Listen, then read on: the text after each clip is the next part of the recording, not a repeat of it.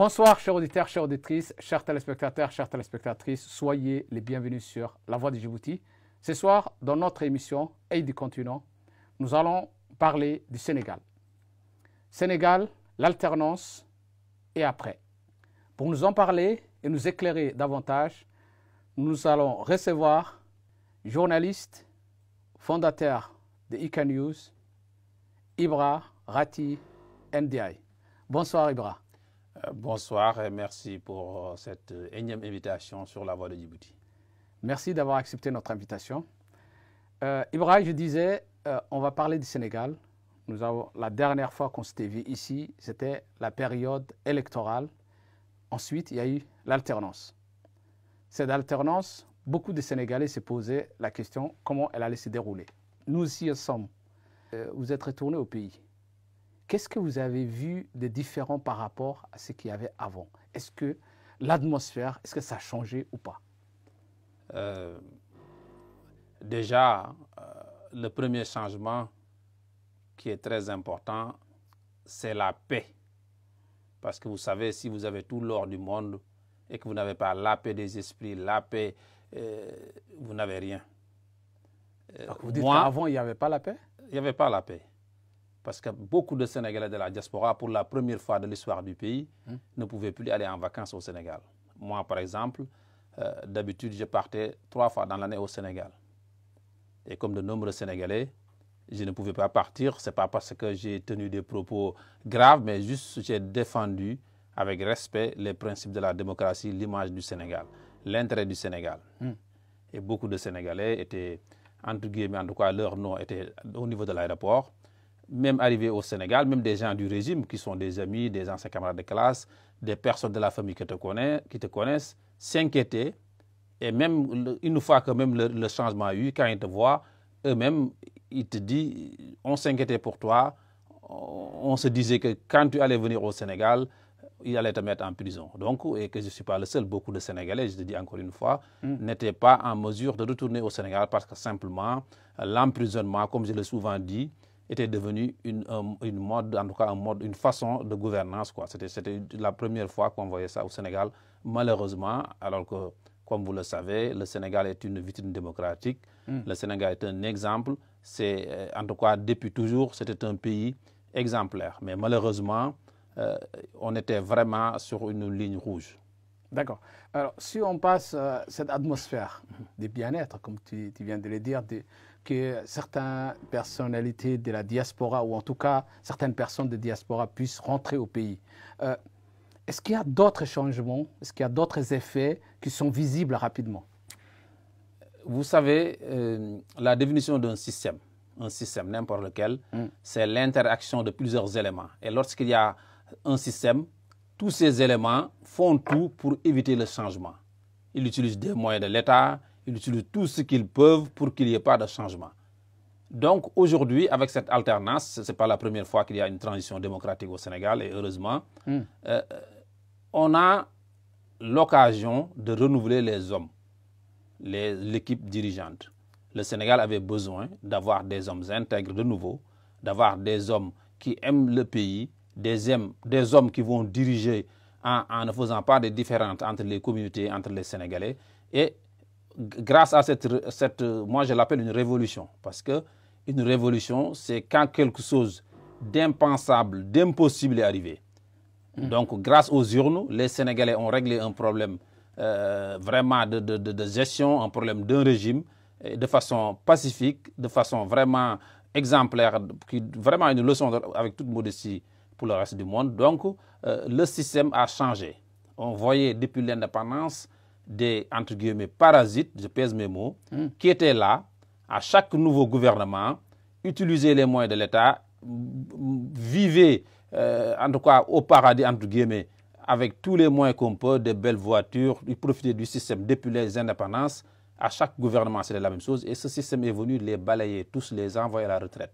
Donc, les Sénégalais, le peuple sénégalais en majorité, ceux qui se battaient pour l'intérêt d'une façon générale du peuple sénégalais, sont très heureux, encore une fois, de ce changement. Comme je disais tout à l'heure, vous êtes le fondateur, vous êtes aussi journaliste, entre autres, vous êtes un homme de médias. ces fonds de liberté qui soufflent au Sénégal, est-ce que la liberté de la presse, on a profité? Comment évoluent les médias au Sénégal? Bon, vous savez qu'il y avait des médias qui étaient avec le système. Normalement, un média, il est là pour dire la vérité, rien que la vérité, etc., etc. On avait vu des médias qui étaient avec le système parce que tu es proche du pouvoir, on te donne des enveloppes, on te donne des fonds. Maintenant, on voit tous ces médias qui étaient avec le système en train de crier au loup. Ils n'attendent que la moindre occasion pour tirer sur le nouveau régime. C'est pas le rôle aussi voilà, mais vu qu'ils voient que leurs intérêts n'est plus là, que ce régime est, en tout cas, jusqu'ici, le peuple sénégalais a beaucoup d'espoir, ces gens-là font tout pour parler. Alors que lorsque Macky Sall et certains de ses membres... Est-ce qu'il y a des médias qui sont fermés? Est-ce qu'il y a des médias, est-ce qu'il y a des journalistes qui sont arrêtés? Non, au contraire, les journalistes étaient arrêtés à l'époque. Vous voyez même des débats dans un plateau, un invité qui dit une vérité absolue, aucun problème, mais parce que le régime mettait en prison beaucoup de personnes, tu vas voir comme vous êtes animateur, vous allez essayer de reposer des questions pour, entre guillemets, ne pas se faire avoir ou qu'on ne te met pas en prison ou qu'on ne te convoque pas. Il y avait vraiment un danger. On vivait vraiment une époque très bizarre à l'époque. La paix au ventre. Voilà, mais aujourd'hui, bon, je pense que les Sénégalais s'expriment. Les Sénégalais se sont toujours exprimés. Les réseaux sociaux ont joué un rôle, encore une fois, extraordinaire. Moi, lorsqu'il y avait entre guillemets, les nervis, ce qui est très grave pour un pays comme le Sénégal, je faisais des posts sur Facebook et je disais que chaque Sénégalais est un média parce que chaque Sénégalais, son téléphone, peut montrer des choses très importantes. Et c'est ce qui s'est passé. On a vu des simples Sénégalais lambda filmer des gens, des policiers ou des nervis, ou en tout cas des choses hors la loi et le mettre sur la chaîne publique. Donc ça a aidé à la manifestation de la vérité. Vous avez soulevé tout à l'heure les questions de violence qui ont eu lieu avant l'alternance. Il y a eu des morts d'hommes. Est-ce qu'aujourd'hui, ces gens, les victimes, ont eu justice? Est-ce qu'il y a des procès sur ce qui s'est passé? Ou est-ce qu'aujourd'hui, on base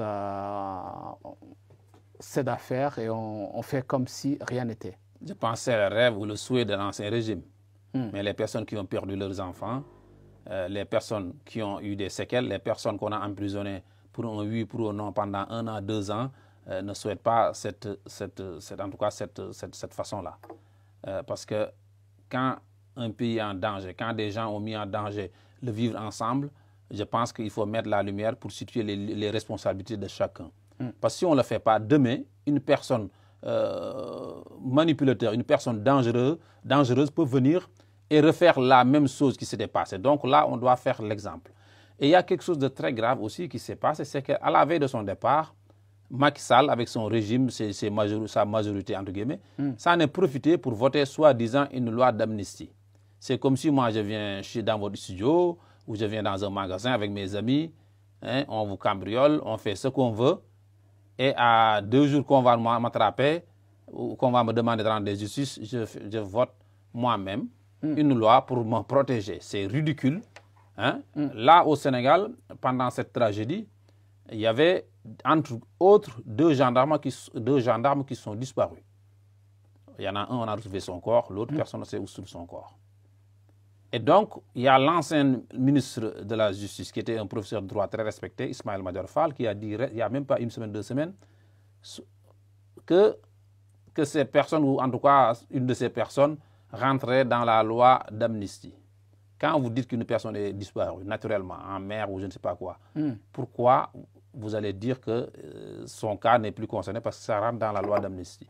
Ça veut dire que vous avez une information, vous savez ce que le contraire de ce que vous vendez aux autres ou ce que vous voulez faire accepter au peuple. Donc, je pense que le nouveau régime a la responsabilité, en tout cas, de ne pas faire un deal, entre guillemets, ou de ne pas accepter cette situation. Macky Sall, on dit, tout à l'heure, je regardais le nouveau film de Spider-Man, c'est l'actualité toujours liée. Et il dit dans ce film, un grand pouvoir implique de grandes responsabilités. Donc quand tu es président de la République, tu as un grand pouvoir, mais tu as de très grandes responsabilités. Tu ne peux pas diriger un pays, qu'il y a autant de morts, qu'il y a des choses impensables pour un pays comme le Sénégal. Tu gâches l'image du Sénégal. Et après, tu fais ta loi d'amnistie, tu prends ton avion, tu vas au Maroc, tu viens en France, soi-disant, pour représentant, soi-disant, Macron ou la France. C'est d'une gravité encore, c'est honteux pour le Sénégal. Donc, le peuple sénégalais, la majorité en tout cas, ceux qui sont pour l'intérêt du Sénégal, demandent aujourd'hui que la justice passe. C'est logique. Donc c'est logique, je pense. Lorsqu'on a parlé de l'alternance au Sénégal, il y a un nouveau gouvernement qui est en place. Par contre, ce gouvernement n'a pas de majorité législative. Nous avons entendu récemment que certains députés de l'ancien bloc au pouvoir veulent que le nouveau Premier ministre, Ousmane Sonko, présente son programme à l'Assemblée nationale. Qu'est-ce que pensent les Sénégalais? Quel est l'avis des Sénégalais sur ça? Vous savez, il y a un il y a un oui ou non, c'est-à-dire il y a un camp, le peuple, la majorité qui ont voté pour le PASTEF, et il y a toujours les anciens qui sont en train de rêver, qu'ils veulent toujours pour leurs intérêts, etc., etc. Donc je pense que ceux qui ont voté pour le nouveau régime veulent un changement total, c'est-à-dire l'Assemblée nationale qui ait un nouvel vote, qu'on ait de nouveaux députés et que là, le Premier ministre va venir présenter sa politique générale. Comment vous allez faire une politique générale à des gens que demain, il y aura une autre élection qui vont passer? Donc, tous ces gens-là qui, entre guillemets, aboient, qui nous fatiguent, moi, j'aimerais bien les entendre hier quand Macky Sall tuait certains Sénégalais, quand Macky Sall interdisait toutes les manifestations, quand la démocratie sénégalaise était en danger. Donc, aujourd'hui, c'est facile de sortir. Tu vois des gens, la moindre des choses, ils font des postes aujourd'hui. Alors que quand, entre guillemets, je répète bien, quand le Sénégal était en danger, personne ne les a entendus. Donc, c'est vraiment ne pas respecter le peuple sénégalais. J'ai entendu que ces députés veulent faire tomber, par une motion de censure, le gouvernement de Ousmane Sonko. Est-ce que c'est un risque pour les Sénégalais que le gouvernement tombe et que, on va dire, l'ancienne majorité oblige le président Bassirou Diomaye Faye à une cohabitation? Et que disent les constitutionnalistes sur la situation institutionnelle qui est au Sénégal? Vous savez, pour faire court, on m'excuse aussi de l'expression que je vais utiliser. Vous savez, les chiens aboient, la caravane passe. Tous ces gens-là qui parlent, qui nous fatiguent là, encore une fois, c'est juste qu'ils étaient là, ils défendent leurs intérêts, ils sont là pour parler des intérêts. Mais le peuple sénégalais, qui a voté encore une fois pour ce nouveau régime, qui rêve d'un changement, des hommes intègres, entre guillemets, pour conduire le Sénégal vers l'avant, pour défendre les intérêts des Sénégalais sur les ressources naturelles, pour faire du Sénégal, en tout cas, un pays réellement émergent, pas simplement une politique, une communication. Ces gens-là, vraiment, n'écoutent même pas tous ces gens-là qui parlent sans rien dire.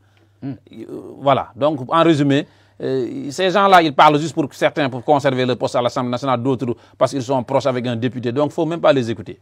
Est-ce que le président a le moyen de dissoudre aujourd'hui l'Assemblée nationale? Mais vous savez, Aminata Touré était... Macky Sall l'a balayé à un décret pour rien, pour l'ensemble de son poste. Vous savez, le président... Aujourd'hui, vous savez, le peuple sénégalais a fait son choix, qui est le président Bassirou Diomaye Faye, démocratiquement haut la main. Ousmane Sonko est son premier ministre. De façon démocratique. Et le peuple sénégalais, encore une fois, a confiance en eux. Dans une démocratie, il faut qu'il y ait l'Assemblée nationale. Macron, qu'est-ce qu'il a fait ici en France il n'y a même pas quelques jours? Qu'est-ce qu'il a fait pour qu'on revote pour l'Assemblée nationale? Bien, si demain, je pense que le nouveau régime le veut. Par exemple, n'aura pas le moyen de dissoudre une nouvelle fois l'Assemblée nationale pendant un an. En tout cas, nous, je pense que le nouveau régime, s'il veut le faire demain, pour qu'on vote, et normalement, il y a un nouveau président de la République, il faut qu'on change les cartes, il faut qu'on change tout. Donc, je pense que le moment venu, ils sont en train de travailler, ils vont faire le nécessaire. Maintenant, le peuple sénégalais, encore une fois, moi, ce qui m'intéresse, comme je l'ai toujours dit, il y avait deux camps. Il y a le peuple sénégalais et il y a des gens qui étaient avec Macky Sall aveuglément pour dire n'importe quoi, pour faire n'importe quoi.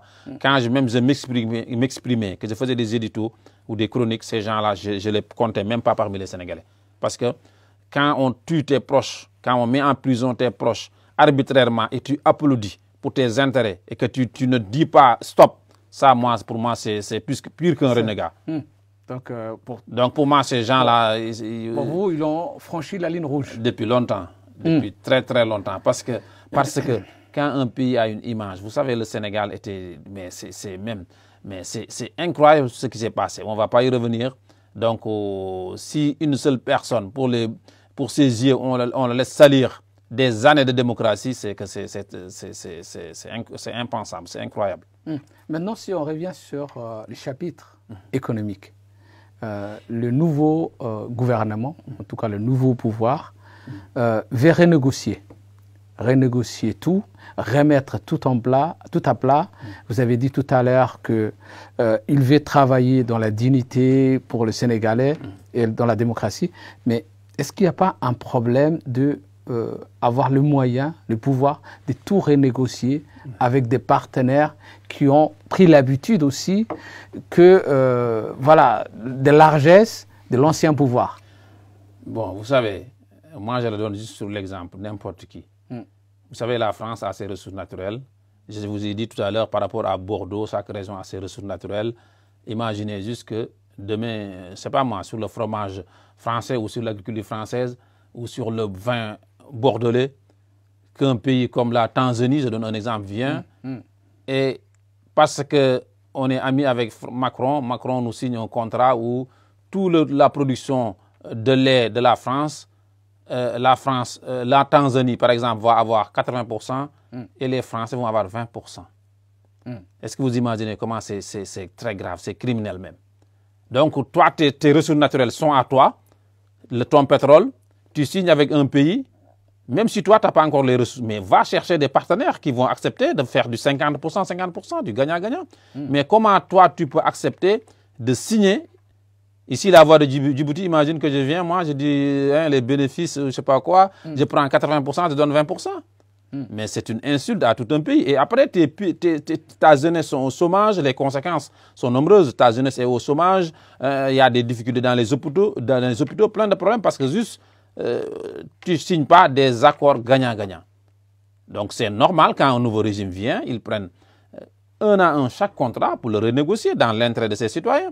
Et puis, même les Français, le peuple français, il faut faire cette différence entre le peuple français et l'État français, ou je ne sais pas, Macron.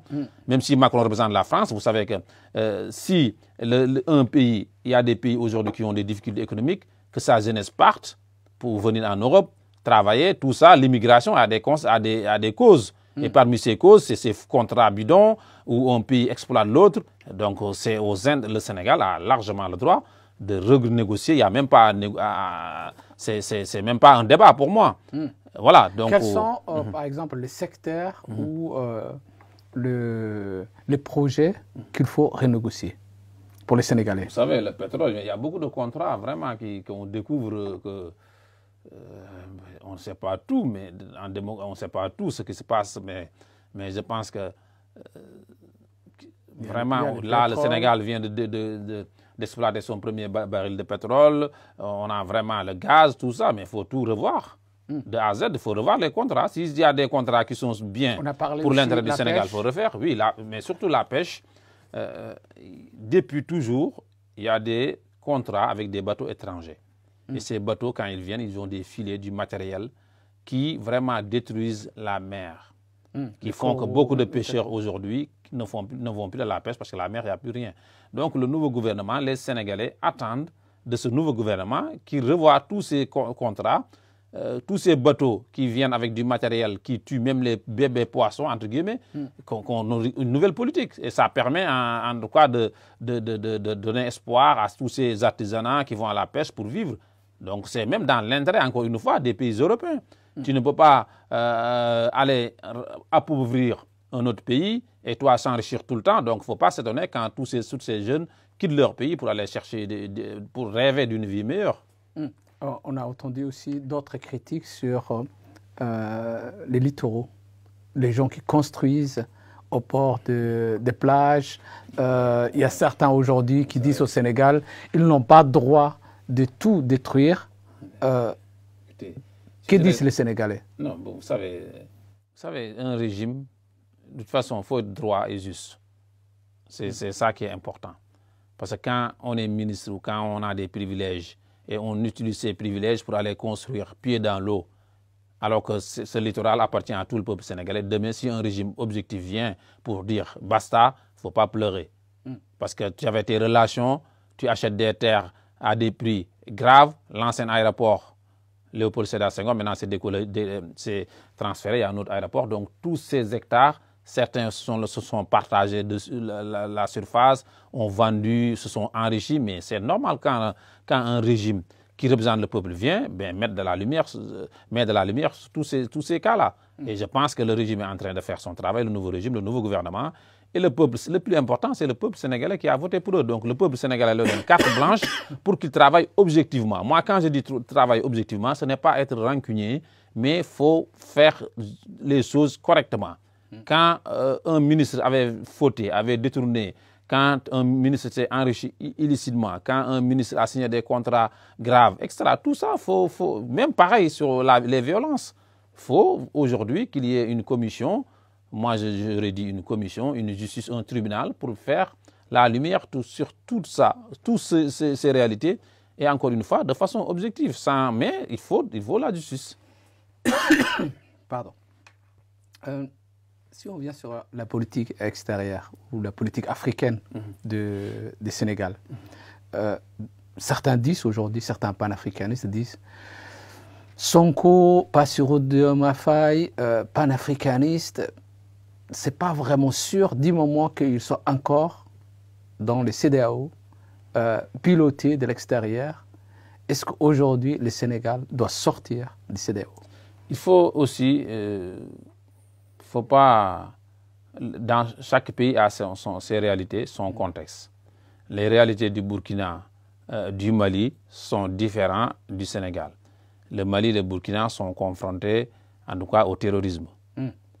Aujourd'hui, on vient de créer une confédération. Moi, je l'ai dit chapeau sur certaines choses.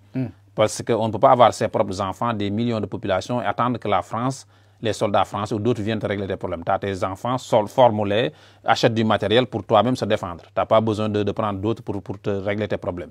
Ça, c'est un. Mais maintenant, on n'a pas les mêmes réalités. Il ne faut pas venir imposer le Sénégal ou dire que le Sénégal doit se faire comporter comme ci ou comme cela. Maintenant, une chose est sûre, la CEDEAO est une institution.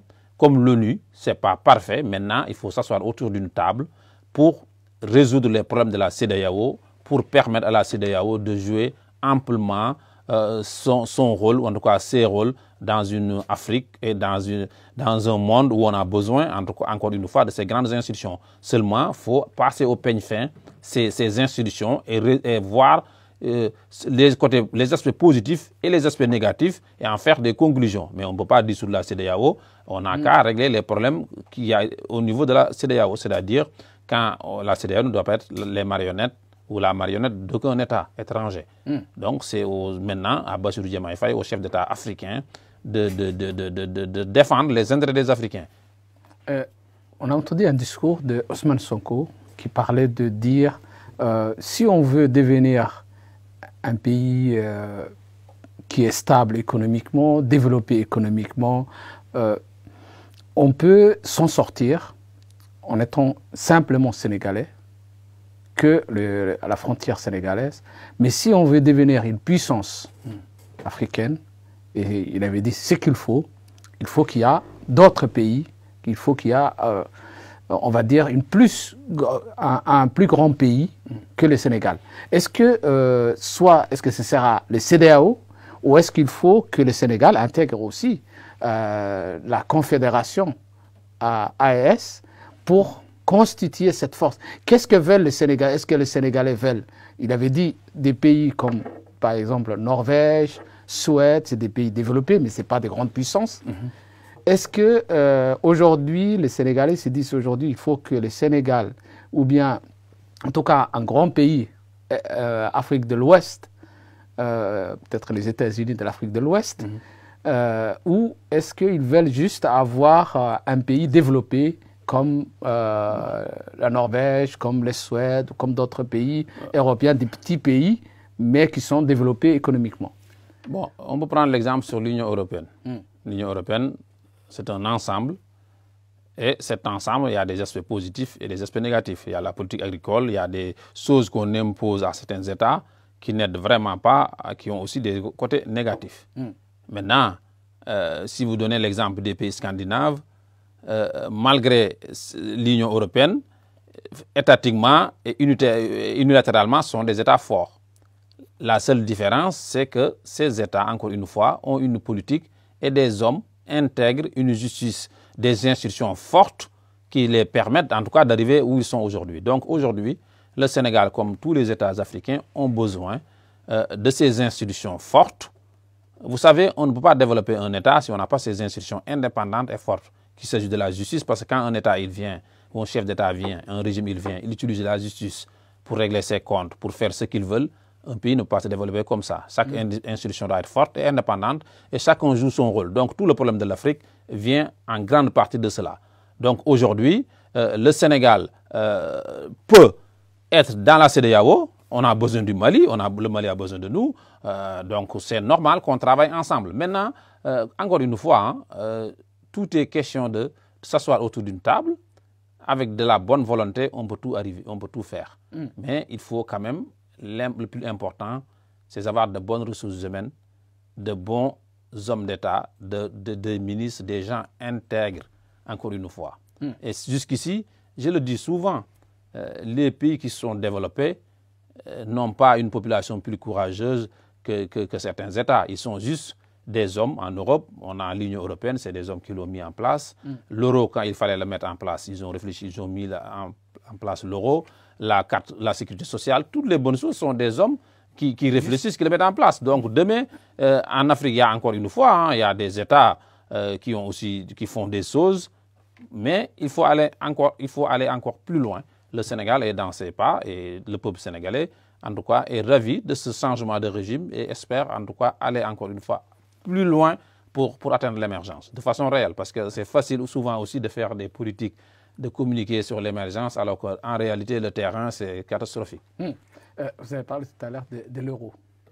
En Afrique, il y a le problème des CFA, problème, on va dire, financier, problème plutôt monétaire. Est-ce que le Sénégal doit sortir du franc CFA? Vous savez, ou est-ce qu'il faut changer le franc CFA? Vous savez, une monnaie, c'est quelque chose de très sérieux. Il y a beaucoup de gens qui parlent encore une fois. C'est facile de critiquer, de parler, mais quand on doit changer une monnaie, c'est un sujet très sérieux. Il faut prendre le temps d'étudier la question et de prendre les décisions adéquates. Parce que souvent, moi, je dénonce quelque chose qui se passe souvent chez nous. L'euro. Dans les années 2000, on a mis en marche l'euro, si je ne me trompe pas, 2001 ou 2002, c'est vers là. 2000, ouais. Et depuis combien de temps on parlait de l'euro? En France ou en Europe, quand on doit faire un changement, une politique, même un changement, quel que soit, on prend les devants, la politique, on prend même une région ou un pays pour faire des phases tests. Alors qu'en Afrique, il suffit juste que demain, vous avez les contrats, vous avez un intérêt de signer avec une compagnie, on vous le donne en 2 jours, 4 jours, vous faites tout, vous prenez votre pourcentage, sans même réfléchir, sans même mettre les moyens techniques, et après, ça foire, rien ne marche.